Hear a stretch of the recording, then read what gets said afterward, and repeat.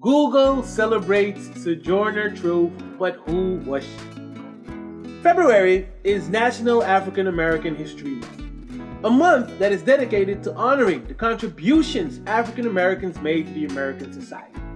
And to start it all off, Google decided to put up Sojourner Truth. Truth was born in 1797 to parents that were slaves. Her original name was Isabel Baumfleet. She was born in Ulster County, New York, but was bought and sold several times during the course of her life. According to documents, the first time she was sold, she was 9 years old. She was bought together with a flock of sheep by John Neely for the price of $100. By the time she was 13, she was sold 2 more times, and she ended up in the home of John and Elizabeth Dumont in West Park, New York.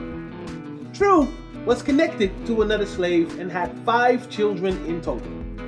John and Elizabeth Dumont promised to free Truth on July 4th, 1826, but the facts say that when that date came and passed, she was still enslaved. In 1828, there was a law planned to go into effect in New York with regards to freeing the slaves, but Truth decided to run away with her infant Sophia. Of course, the Dumonts went looking for her, and it was then that Maria and Isaac Waganon, who were abolitionists, purchased Truth's freedom for $20. They also later helped Truth file a lawsuit for the return of her son Peter, who was sold into slavery in Alabama. Her successful lawsuit made her the first black woman in America to sue a white man and win. Truth had the following to say about the ordeal. "I did not run off, for I thought that wicked, but I walked off, believing that to be all right." Truth decided to stay in New York City and started working for a local minister. In 1843, she changed her name to Sojourner Truth. In 1850, she published her autobiography, The Narrative of Sojourner Truth. And while writing that, she gave speeches about slavery and worked with abolitionists William Lloyd Garrison and Frederick Douglass. She joined the Northampton Association of Education and Industry, which was based in Massachusetts.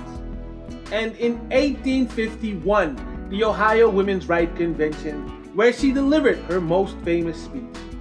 The title of the speech was "Ain't I Woman?"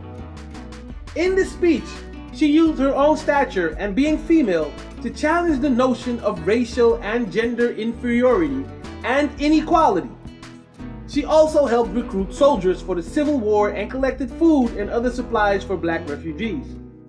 In 1864, she was invited to the White House, and the president at the time, Abraham Lincoln, showed her a Bible he was given. Truth eventually settled down in Battle Creek, Michigan, where some of her daughters lived, but she kept speaking on behalf of the minorities. She passed away on November 26, 1883, and it's reported that on her tombstones the words "Is God dead?" are engraved, which was a question she asked Douglass to try to encourage him to have faith. In 2020, Truth will join other American women in replacing former President Andrew Jackson on the $10 bill. I, for one, thank her for everything she did.